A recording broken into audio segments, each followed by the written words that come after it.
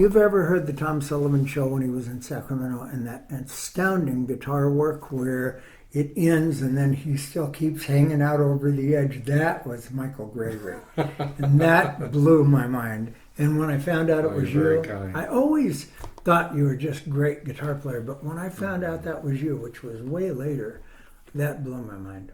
You know, wow. That's one of the finest pieces. That was, like I said, I was doing a lot of session work, and I would do lots of TV and radio stuff. There were a couple of producers in town, Bongo Bob Smith. Yes, oh yeah. Did a ton of great TV and radio for him, and some other people. And so it was just a rare guitar feature. Usually the guitar was a component.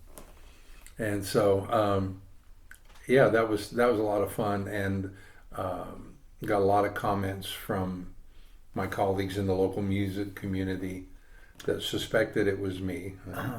That probably really boosted you up. Now, during that period of time, were you also gigging out and playing with other guys? Yeah, always gigging, always playing, usually juggling multiple bands or situations. Well, who at that time were you playing with?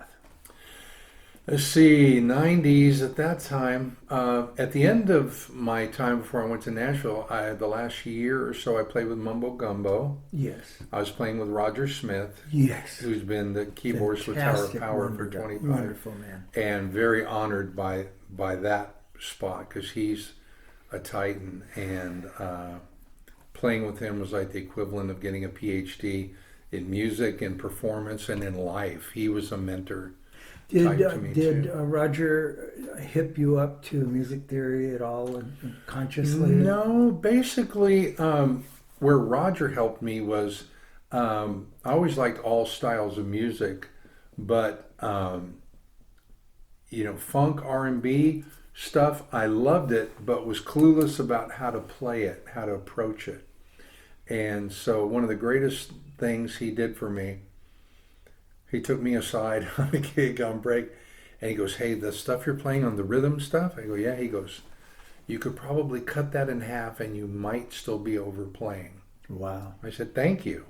Yeah, that seems to happen to every great guitar player at some point. Some elder statesman will come down and say, simplify. I was just reading an article about a guy that played with Pinetop Perkins from Muddy Waters Band.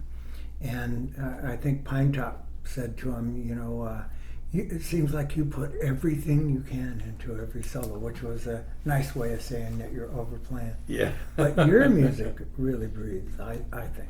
I mean, well, thank you. At that time in the 90s, I also had my own Michael Gregory band, and that was kind of my vehicle for, if I wanted to have features and things where I could really just play, because it was instrumental, so we didn't have to worry about vocals and things like that. But you are a fine vocalist. I heard you singing Pride and Joy. You're very kind. I've always been a frustrated vocalist. That's probably where a lot of the I think every vocalist is frustrated. But I've been so fortunate to play my whole career with really just excellent world-class vocalists. So I've always considered mine not so much, but thank you. That's very kind. So Nashville, you went to school there. Did you go to Vanderbilt? No, actually, I lived a block from Vanderbilt, but went to Tennessee State. Nice. Eminently more affordable. Okay. But what got you there? And then tell us the story about Okay, 1998, I had my band. We had a lot of success locally. We'd put out a CD. We'd been on a couple of compilation CDs, one that was released nationally by Mike and Mark Varney, Guitar on the Edge series. And we were really fortunate to play with shows with a lot of our heroes. We played with Steve Morse Band, Dixie Dregs, Eric Johnson, Tony McAlpine, Ronnie Montrose, people that we listened to growing up. So that was a real fine thing to have. And that way, because Satriani was on the radio, Steve Morse was living up in Diamond Springs, and there was just a lot of momentum for instrumental music and appreciation for it. And as that started to wane, then I joined Mumbo Gumbo, which is one of Sacramento's greatest bands. Oh, they were great. And had really had a great time playing with them. And I just got to thinking, okay, I'm kind of tapped out here. I've done everything I can locally.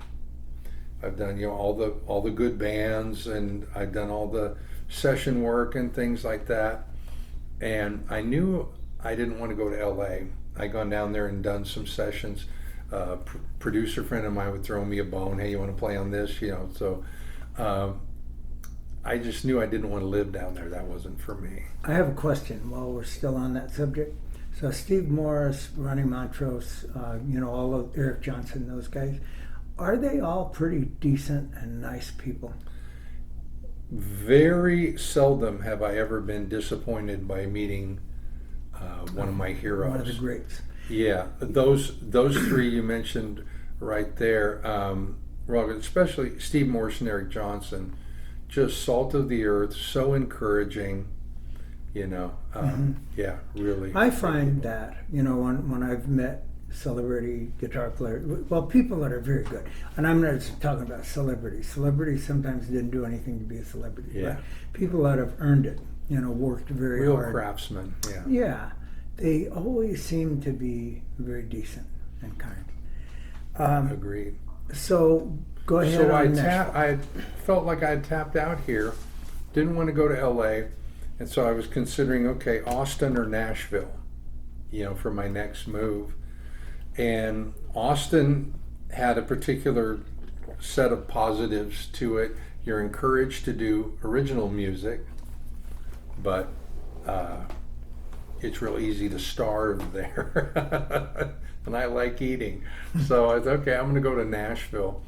So I went to Nashville, and thankfully, through a connection, did you ever know a local guitar player here, Mike Skaggs? Oh, yeah. I Yeah. know Mike Skaggs. So Mike and I, for a short time, played in a band together, and I loved when he was in the house band at Texas Saloon, multi-instrumentalist. Boy, he's very good. I mean, he builds amps. He's a top-notch car Smart mechanic. man. Yeah, he's a computer networking genius. The guy is like a Renaissance man. He's really amazing. And he had been to Nashville and moved back to California. He said, "Hey, you're looking for a gig, right?" And I said, "Yeah." He said, "Well, a friend of mine just produced this kid's record, and they're putting together the band to go out and tour." I said, "Well, that's what I came to do." "Okay, I'll get you an audition." So he recommended me. I auditioned, got the gig, and that was with Shane McAnally. So NBC the last couple of years had a show called Songland. Have you seen that? I don't think I've ever Okay, seen it's some. kind of like America's Got Talent, that kind of thing, but for songwriters. Okay. And so they have this panel of hit songwriters, and they get people coming in, do their songs, and kind of audition, and they select the ones that they want to work with and shepherd and mentor them. So Shane McAnally, who I first toured with, he was on that show. So I just mentioned that because that's where people not in the music business may know him from. And excuse me. So then when his tour ended, that guy, that friend of Mike Skaggs that I auditioned for, he went to another artist. "Hey, you want this gig?" "Yeah." So I never had to audition again. He played acoustic, so he just took me everywhere from gig to gig as his pet guitar player. And so it was great. I did like 5 major label artist tours and gigs that I never had to audition for because they hired him as the band leader and trusted him to hire the players. So in one of those two, I think, but I'm going to ask you. Do you remember one time at the Gold Country Fair, where you're walking in the door, and I said, "Hey, Michael, how are you? Come on over and jam. We're playing." And you said, "Oh, I can't right now. I'm headlining." I mean, you guys were the headliners. What was the name of that band? That was Steve Holy. You didn't really say headlining, but No, but that was the night before 9/11. Oh no, that was 2 nights before 9/11. That's right, because Because we went the next night after the Auburn Fair, and we played at Buck Owens Club, the Crystal Palace in Bakersfield, Then we drove to a hotel right next to LAX, spent the night, woke up, got on our flight, and then got kicked off our flight as, you know, the FAA shut everything down. But so yeah, I remember that. And a couple friends of mine were at that gig, and I told Steve Holy, as I said, I went to high school here. I did a lot of my growing up here, and so he said, anytime you can get the local angle, it's a real crowd pleaser. Absolutely. So he said, so I said, just tell him that your guitar player was a Hillman in Placer. And there's our guitar player, Michael Gregory. He was a Hillman. He went to Placer. Place went nuts. So yeah, I remember that night very well. So you were in Nashville for a total of 20 years? From 98 to 2018. And you probably had 1.5 million wonderful experiences. It was really great. Any other great story that you'd like to bring forth? And I know that, Sherry and I saw you a couple of years ago in Nashville at the... That's one of my favorite Nashville stories. Oh. I'm at the NAMM show. My friend Harri Koski, who owns Mad Professor Amps and Pedals in Finland, I know a ton of musicians in Finland. Yeah. He's a great guy. Very and so he'd come over every year, and so I was just helping him demo pedals in his booth. I turn around and I go, wait, that's Gene Thorpe. Hold on. Gene, what are you doing here? Yeah. And you two showed up, and it was like, oh my gosh, we got to get a picture. We have the picture too, and I'll put it right here. Okay. There it is. All right. So that's one of my favorite Nashville stories, is another one is with the Sacramento connection, because there was so much country music here. You remember it was called Nashville West. Absolutely. And we had Lloyd Hickey and the 40 Jimmy Grand. Snyder. That's my other story. Oh, I love Jimmy Snyder. Down in the honky tonks on Broadway when I first moved there, and there's a guy out in front of Tootsie's handing out flyers. Yep. And he's got a braided gray ponytail down to his butt. He could sing. And we got to talking, and he said, well, where are you from? You're here, you're a player? Yeah. Where are you from? Sacramento? Me too. I said, oh, what's your name? I said, Michael Gregory, you? He said, Jimmy Snyder. I said, wait a minute. The Jimmy Snyder, I remember, had a black pompadour. That's right. And the suit and all that. Doing Righteous Brothers. Yeah, I said, were you on Lloyd Hickey's show? He said, yeah. I said, man, my brother and I would watch you every Saturday, just trying to steal licks, Absolutely. Do you ever see the picture of him and Elvis when they were both about 18? No. Oh, there's a beautiful... I'll try to find it. But yeah, I guess he knew Elvis pretty well. Okay. He was a great guy. He always had very fine musicians in his band. Yeah. And then the Sutton brothers, too. Yeah, the Sutton brothers. They were there. Yep. I loved in all Nashville.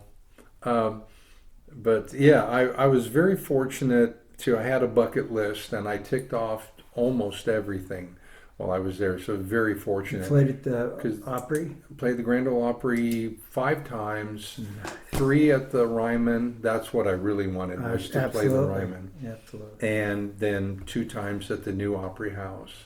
Absolutely. And that was done.